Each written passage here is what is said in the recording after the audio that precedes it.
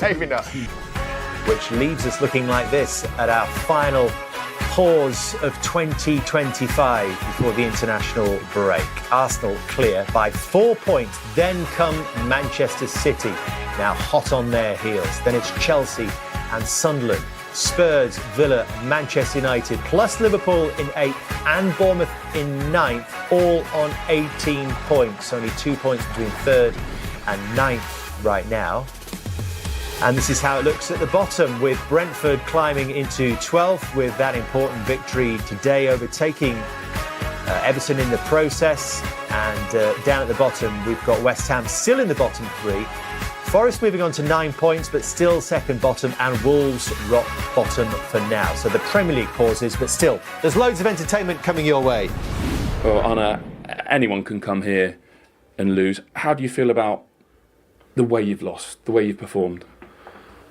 Very, very, very difficult first half for us. I would almost say, as you can expect if you go here, because they were pressing us really high. We're very good in ball possession. We struggled a lot in the first half, so you're hoping you can get the end of the first half with a 1-0 in behind. Then, of course, there were 5 to 10 minutes that have been influential to the game. So instead of going 1-1 at halftime or maybe 2-1 down, it ended up being 2-0 down at halftime. And second half I saw a much better performance from us than in the first half, but first half it was obvious that they were better than us. Yeah. Give us your view then on that influential moment, as you put it. Yeah, it's difficult for me to give my view about it. I think it's obvious and clear that the wrong decision has been made, at least in my opinion. Sorry, Arne, why do you think that? Because he didn't interfere at all with what the goalkeeper could do. I immediately after the game, someone showed me the goal that what the same referee allowed City against Wolves last season, Wolves against City last season. So it took the linesman 13 seconds to raise his flag to say it's offside. So there was clearly communication. So, but as I said, that could have influenced the game in a positive way for us, because in the first half we were so poor. But yeah, a set piece can make a difference, and now we conceded the 2-0 from a set piece, and then that was maybe a fair reflection of the first half, by the way, us being 2-0 down. But that's maybe not where it's about. Yeah, I mean, it's kind of an obvious question, but how big a moment is that? Because clearly the difference between 1-1 and 2-0 is significant. Yeah, especially if the game went as it went. So we would have been lucky going 1-0 down at halftime, let alone if it was 1-1 or 2-1 down. But yeah, so it has been an influential decision, which not to say that we then would have had a result over here, because you cannot predict how the second half would have gone then, because it was again obvious and clear that the City was the first half by far the better team. Yeah, and as you say, probably not fair to focus in entirely on the referee, because you said yourself first half you were really poor. Yeah. Why? Not really poor, or they were really good. That didn't lead to a lot of chances, but they were dominating the game. They were better than us. We were having a lot of trouble to bring the ball out from the back, so we lost it too early, and then they started playing again. That didn't lead to chance after chance after chance. And even if you then look back at the goals, the first one was a cross from them, which we were in the right position, but we were a little bit maybe unlucky with the deflection of Ibu. 2-0 set piece. And in the meantime, we've also conceded a penalty because the VAR overturned the decision from the referee. Yeah. What did you make of that? I know it doesn't really matter because they didn't score it, but thoughts on that?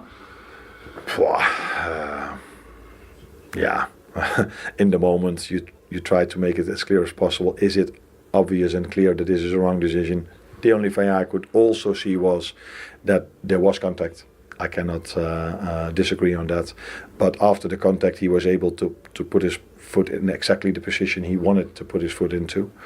So, these are moments sometimes VARs or sometimes referee give a penalty for this. So you cannot talk too long about that. Do you feel overall, Arne, as you go into this international break, like a manager with a lot to fix? I know you had the 2 wins, but it's 7 defeats in 10. A lot to fix in terms of performance level, a lot to fix in terms of integrating fully some of the new signings who maybe don't still look like they're, I don't know, fully part of this? No, I don't know if that's the situation. It's been a very good start of the week with a very bad end of the week. But City away is, like you started this interview, for everyone a difficult game, including for us. Last season we were able to win here because we scored a set piece, going 1-0 up, and then we had to defend really hard afterwards. Today, I don't think, apart from that decision, and maybe it was ever going to be our game, you would never know what have happened after 1-1. But in general, they were the better team, and we need to improve. That's what we know. But I didn't need this game to know this. But I liked, if there's anything to like today, was our second half performance, because teams that sometimes struggle, teams that go 3-0 down over here, they gave up. But that's not what I saw. I saw a team that was trying to come back into the game. We had moments to do so, but it wasn't enough today. That's clear. Lastly, managers will often say things like, you can't win the league in November, but you can lose it. 8 points back. Does it feel lost, or does it feel like there's still a lot to play for? Now, last season when we were 8 points clear, it never felt as if it was done already. But I don't think at this moment of time, as a Liverpool manager, we should talk about the number one position. We should focus on our own performance. That needs to be better. But this week gave me a lot of positives to take into the games we're going to face after the international break. And it's clear that in moments of this you could focus only on the negatives, but there were a lot of positives in this week as well. Thank you, Arne. You're welcome. Yeah, 8 points adrift of leaders Arsenal, and certainly a very different feeling to when they won here in February to go 11 points clear of Arsenal at the top of this time. Still in this season, and maybe Arne Slot's got a point that we shouldn't just take this game in isolation when we make our assessment of Liverpool, because at the start of the week they beat Aston Villa and then beat Real Madrid, let's not forget. With that in mind, Roy, how would you assess Liverpool's title defence to this point? No, I think it is crisis time for Liverpool. As I said, we know they can be beaten in Man City. We know it's a tough place to come, and Man City, the signs are Man City obviously getting back to their very best. But to lose 7 and 10 and 5 league losses already this season, it has to be a crisis for a club like Liverpool.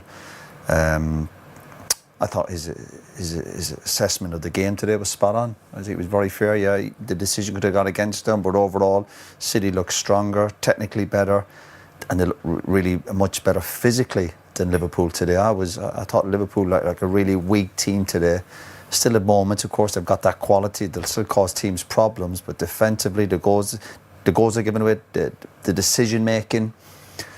I'll go back to that word, lack of intensity, lack of energy. They're chopping and changing, bringing subs on, but it just looked really flat. And I know Gary mentioned it, the managers mentioned it, said he was pleased with the second half, but the game was over.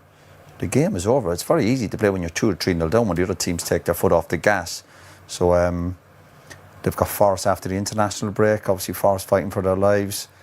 To me they lost last season at Anfield as well. No, I think it is crisis for Liverpool. Patrick raised the question of integration potentially being a problem for Liverpool right now. Do you get that feeling that he's not quite sure whether to stick or twist right now with some of these new signings? I think last season they had a lot more consistency, and his job was clearly easier. He was inheriting a squad, whereas I think this season they've, of course, made new signings, which some players have hit the ground running. I think Ekitike started extremely well, but the other players haven't quite got there yet. And are we right to expect more, Daniel, when you think about the number of the value of that investment, over £400 million?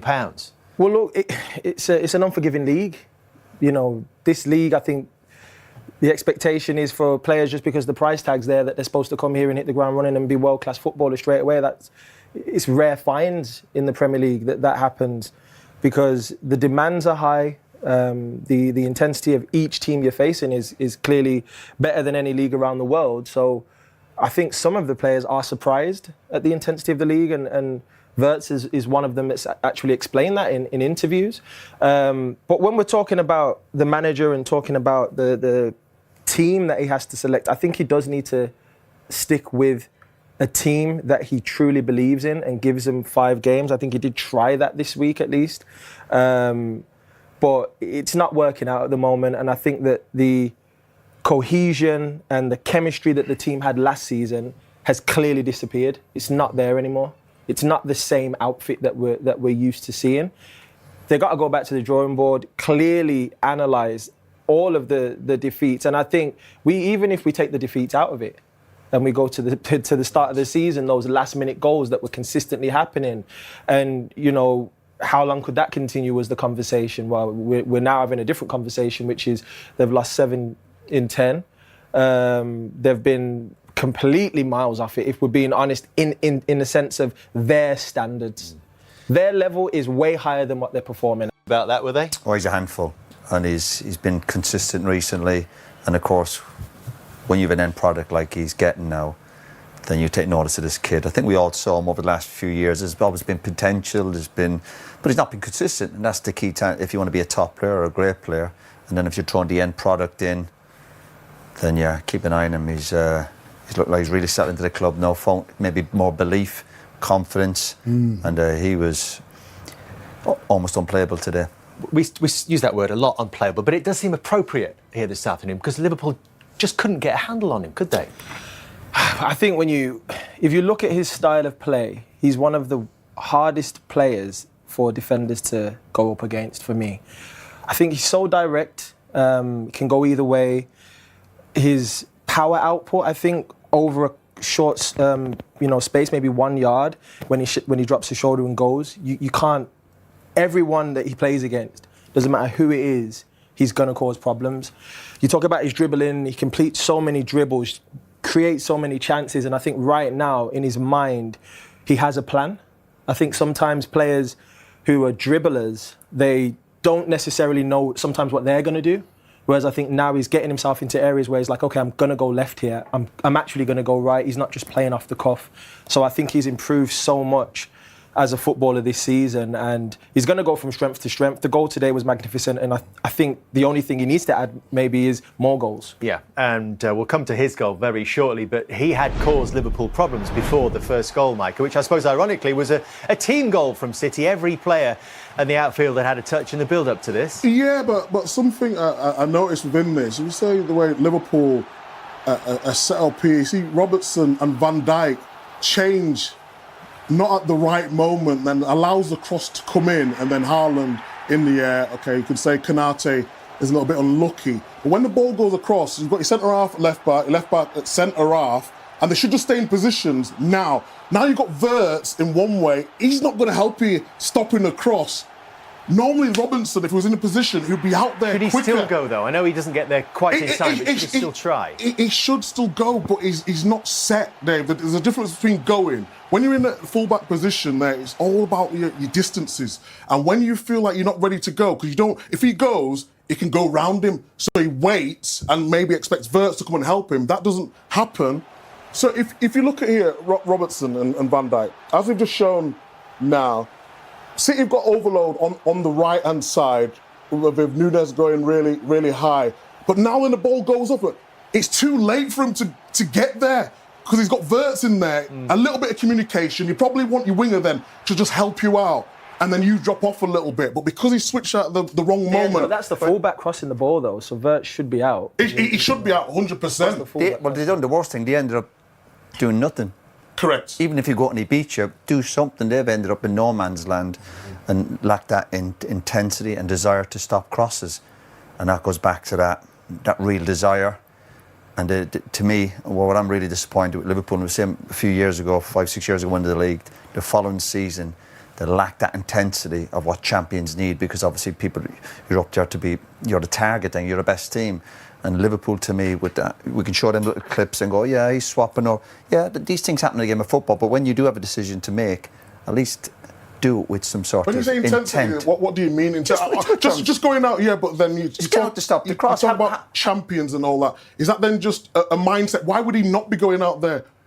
Maybe it's his third game in a week and he's not played a lot all season. Maybe I was but we can again. Yeah, but it's still early in the game. It's not late in the game, and they were home and they only travelled down the road. Sometimes you make excuses for players travelling across Europe and the intensity of the games. They've had a home game down the road, so you want to be careful making excuses. But we'll have the same with the second goal. And people say, "Oh, he can be unlucky with the deflection."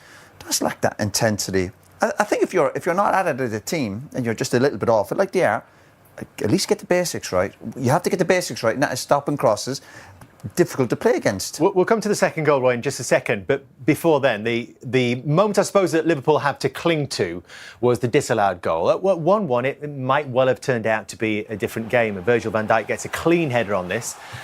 And there is interpretation on the law, whether this should or should not have been disallowed because of Andy Robertson's position in front of the goalkeeper in this instance.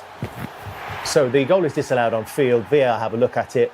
And they agree that he is deemed to be making an obvious action directly in front of the goalkeeper. That's their interpretation. But what about the argument that potentially he sees that all the way? I think he does see it all the way. So should it then be disallowed? I don't think it should have, based on what we can see with our eyes. But the rule book's the rule book. So if the referee is reading that, or someone's in his ear going, "By the way, these are the rules," that angle's not favourable to Liverpool. But I think the other angle is favourable because you can clearly see he's in a fight. His role clearly is to block the goalkeeper. He's in a fight with Doku. This angle here, he's in a fight with Doku. You could argue when he connects with the ball, he can see that. His line of vision isn't impeded by Robertson. It's more impeded by Doku for me, if we're looking at the line of the ball. You've got to reward also the defensive team. There's a reason they're coming up. They're not leaving people stand on the post to clear their line. They practice this. So he's a yard from the goalkeeper, so he is in his eye line. Can we just play that last angle one more time? I think the reason why they probably gave it is because he ducked. So if you're a goalkeeper and you're set and you get any movement around you, just look at Robertson. When it comes in here, if you roll it on a little bit more, and to be clear, he ducks out the way. So now the keeper's thinking, is he going towards the ball? So I think it's that movement that they are referring to, rather than the fact that there's any line of vision which is impeding the goalkeeper in that instance. It's the movement in his direction. It's a movement. I don't like it. Have a look at the bottom point here. Making an obvious action, Roy, which clearly impacts on the ability of an opponent to play. Yeah, and it affects the goalkeeper, because if he's thinking he might get a touch in it, then that affects his movement, surely. And the whole idea of these defenders doing it, they do drills. They come out so they catch people offside. And what they'll say is like, it's interfering with the goalkeeper. Even the fact he's ducking is that obviously puts the goalkeeper off. And if you look at the goalkeeper's reaction, he's very smart, obviously vastly experienced. He complains straight away. He doesn't wait for the flag. He's saying, listen, this has affected my decision making. 6-point lead above City, and they are 6 clear of Chelsea in third. Sunderland in the top 4. Liverpool stay in 8th on 18 points, level with Manchester United. Etihad to a big win for Manchester City. Product, isn't it? Yeah, but Steve, that's part of growing as a player as well, and putting layers on your performance and what you can do. And certainly goals, it's in big games and huge games like that. That's what he's at the club for. But I think watching him, we always knew and we've seen playing wide, a lot of them clips there, 1v1 against Bradley. But actually he's drifting in the pitch as well at times and looking comfortable receiving inside the pitch. And I just think he's growing. He looks like he feels like he really belongs there and he's an important player. And I think that's a big thing for each individual player to think, actually, I'm in the team and I can make a big difference. Don't almost have to prove myself. He's kind of gone through that phase and now he wants to kick on. He's playing with so much confidence, like he is one of the main players, and putting layers, as I said, on his level of performance almost every week. So I wouldn't want to play against him. And he's still only 23 years of age. Right, all smiles for Manchester City then, but another damaging away defeat for Liverpool in the Premier League. Here's their captain, Virgil van Dijk. Well, Virgil, there was a sliding doors moment in that game when you had the ball in the net. Obviously, it didn't stand. As you stand here now, do you look back at that or do you reflect more on how Liverpool have played today? I think in football, obviously, there are key decisions. That obviously happens, and the officials are deciding this, and we have to deal with it on the pitch, both teams. And I think there's no point to discuss this on my point of view. But the reality is that we lost it 3-0, and that's obviously a big blow, definitely. before we move on then, have you seen it back? Do you have a view on whether it's a correct or incorrect decision? It doesn't really matter, I think, what I would say, because if anything I would say would be in the next couple of days in the media, and then the whole international break will be about me saying and commenting on a decision that the referee made. I just rather focus on the fact that we lost here today, 3-0. And but obviously, yeah, decisions are key. And today, the penalty and the disallowed goal was important decisions in the game. And, yeah, that's it. You guys can again can debate if it was should have been stood or should have been a penalty or whatever. Comment though on the Liverpool performance. How did that sort of match up to what you expect of yourselves? Never mind us. Yeah, I think obviously first half was difficult. I think the way they were much more comfortable on the ball in terms of creating an extra overload in the back with Bernardo dropping a lot, and it was difficult obviously for our front guys to get the pressure on them. But I still don't think there was a lot of danger. Obviously Doku played a fantastic game, so it was difficult for Connor at times in the 1v1. But obviously, I still think we weren't much in trouble. We could have done better, of course, especially in possession. But and obviously then the decisions and the penalty moment, the momentum shift more to their side, and we had to dig deep. In the second half, obviously, I think we get a little bit more momentum in possession, but our pressing was just not good enough, and the way we did it as a team should have been better. But like I said before the game, it's finding consistency and keep going. And but this obviously losing hurts always, like it should be to each and every one of us. But 3-0 especially, and now we go to our countries and stay fit and be ready for a big run after that. Yeah, Forest at home next for Liverpool. Okay, he didn't want to give his view on it, but he said we can debate it, and we will do. He could at 1-0. Yeah, he was involved in. Yeah, it was. I mean, I said my piece at half-time. I thought this was a really poor decision. I think the goalkeeper has got a totally clear view as Virgil van Dijk heads the ball. I don't think he affects the goalkeeper. I think if you remove Andy Robertson from the pitch at this stage, the ball goes in regardless. Okay, he has to duck to get out of the way of it, but that doesn't. The goalkeeper's got to dive regardless. The goalkeeper is going to dive regardless. He doesn't affect it in any way, shape or form. He is in an offside position, granted, but when you look at the rule, part of the rule is infringed, let's say, but part of it isn't. And I'm surprised that was given. I must admit, I think it was a poor decision. Now that's not the excuse for Liverpool losing. Manchester City were the best team, but that would have been 1-1. It would have changed the game, no question about it. And I think it's a poor decision.